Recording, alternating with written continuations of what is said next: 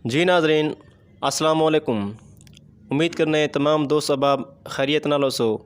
तुसां दे पे सारा YouTube channel हाजी अकरम मंगला ते आई चैनल मौजूद इन सारी आल पाकिस्तान रबड़ी गोरी वालीबाल दे एक मौजूदा लेजेंड सटार जेड़े के कई तारुफ दे मोहताज नहीं और अजकल वो तारिक जलबानी दे साइड दे विच सेंटर दे एक मैं नाज प्लेयर इन जिन्हें दा नाम मोहम्मद समी घलू भाई है।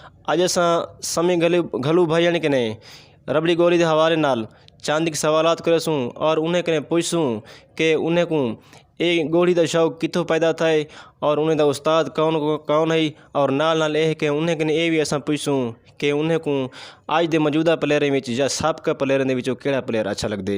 जी समी भाई तोरा वक्त देने का बहुत बहुत शुक्रिया। अच्छा समी भाई सारे नाजरीन को पहले ई सवाल का जवाब दो कि तुहाकू ई रबड़ी गोली वालीबाल का शौक कदण कने पैदा थे। भाईजान साकू ये बचपन तो शौक है। ठीक है। और अल्हम्दुलिल्लाह ये खेदे आखिर अल्लाह से इतनी इज्जत दी है। अच्छा माशा जो असा आल पंजाब पे आ गए हैं। ठीक है। अच्छा समी भाई ये तुसा माशाल्लाह इन टाइम सारे हिसाब दे विच तारिक जलबानी दे खिलाफ को अगर जी थोड़ी जीत थी उन्हें देना वो असा यकीनी तौर पर असा तो इन चीज़ को अखज़ करेंगे कि वो थोड़ी वजह कने थी क्योंकि माशाल्लाह तुसा फ्रंट दे उत्ते अच्छी गेम करेंगे हो। तो समी भाई ये दसो कि तुसा या आल पाकिस्तान दी गेम कदण कने शुरू की है।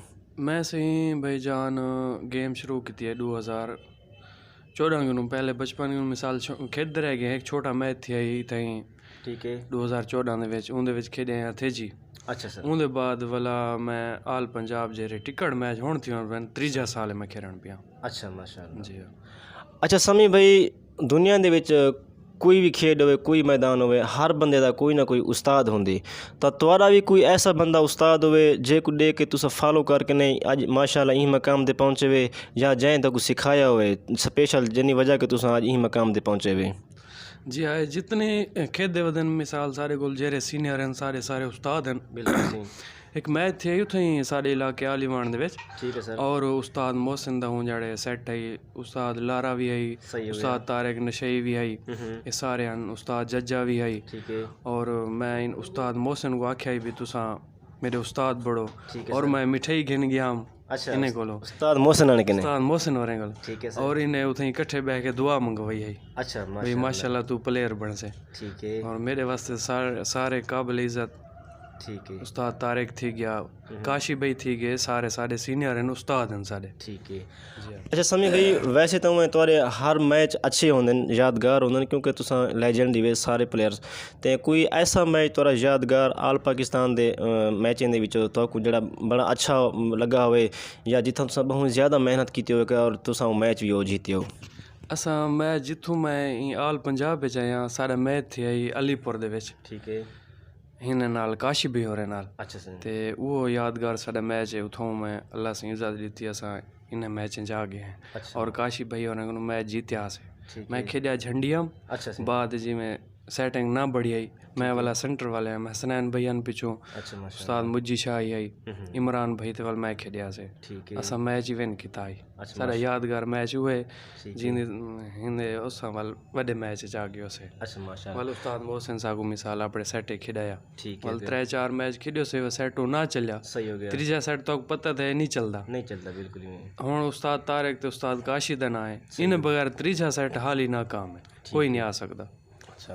अच्छा समी भाई उमें तो वैसे सारे प्लेयर ही साढ़े वास्ते शौकीन वास्ते काबिल एहतराम हैं ते लेकिन तुसा ये दसो कोई ऐसा प्लेयर जिंदे मुखालिफ तुसा को खेडन दा मज़ा आंदा हो या कि तो को थोड़ी ये ख्वाहिश होने कि मैं इन प्लेयर के खिलाफ मतलब मैदान दे विच ग्राउंड दे विच अच्छी मेहनत करके खेडा और जीता भी सही। देखो जी मैं उडोई सेट बड़े वदन।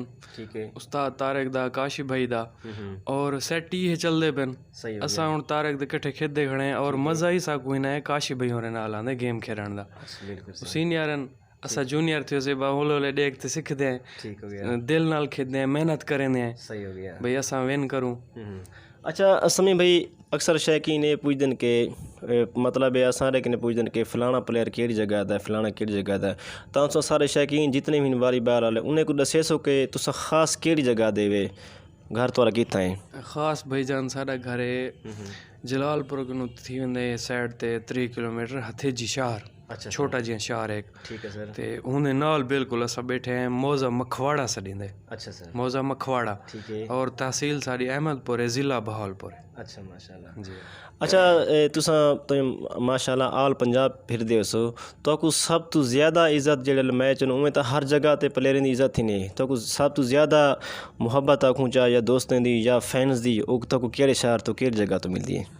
अल्हम्दुलिल्लाह असा मैं जेरे शहर गया उथा बहु में को इज्जत मिली है हर शहर मिसाल जिमें तौसा थी गया, रहीम यार खान थी गया, लैया थी गया, जित भी मिसाल उथा बहु इज्जत मिलती है सब। ठीक है। अच्छा समी भाई परसों असा डीजी खान दे विच सबका आल पाकिस्तान रबड़ी गोड़ी वालीबाल दे सारे लेजेंड स्टार इकट्ठे हैं।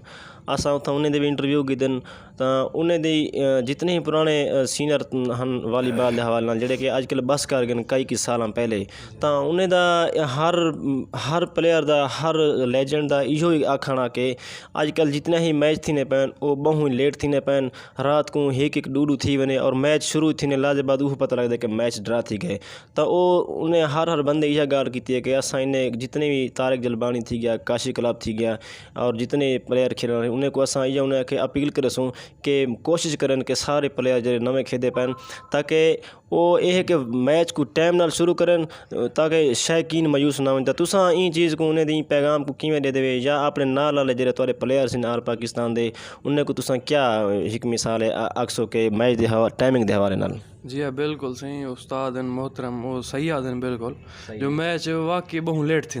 ठीक है। अवाम देखो सफ़र करते आंदी उन्हें को जरा टाइम दिता वेंदे उन टाइम ते मैच शुरू नहीं थींदे वो बेचारे परेशान थींदे गालियां देंदे और जिमें दे देवे हुण अलीपुर मैच थे फन तोड़ थी है कुछ थी वो ये मैच लेट शुरू थी वण दी वजह अगर जल्दी मैच शुरू थी वे 10 बजे हर कोई सुकून दा घर पहुंच वञे ताकि असां काशी भाई कोई उस्ताद तारिक कोई असां ये अपील करेंगे हैं कि मैच कम से कम 10 बजे शुरू थिया वञे। बिल्कुल ज़बरदस्त हर बंदे वास्ते आसानी थी वञे ना। जी नादरीन ये तो सुनते पे वे समी घलू भयानी जेड़े कि in time all Pakistan rabri Godi volleyball दे एक बहु ही अच्छे फ्रंट दे लेजेंड्स प्लेयर हैं और उन्हें बड़िया ही अच्छी गाली की और नाल यह कि उन्हें अपने क्लब दे उस्ताद तारिक जलबानी और परले क्लब दे काशी तौसा को भी उन्हें यह रिक्वेस्ट की है कि मैच के हवाले नाल शौकीन को टाइमिंग दे वास्ते मायूस ना करें। तो मैं तमाम नाजरीन को ये अपील करे सा कि तो अगर समी भाईन दा ये इंटरव्यू या उन्हें दी गेम अच्छी लगे तो कमेंट विच ज़रूर अपनी आरा देसो और सारी वीडियो को ज़्यादा से ज़्यादा शेयर करो। वसलाम, शुक्रिया।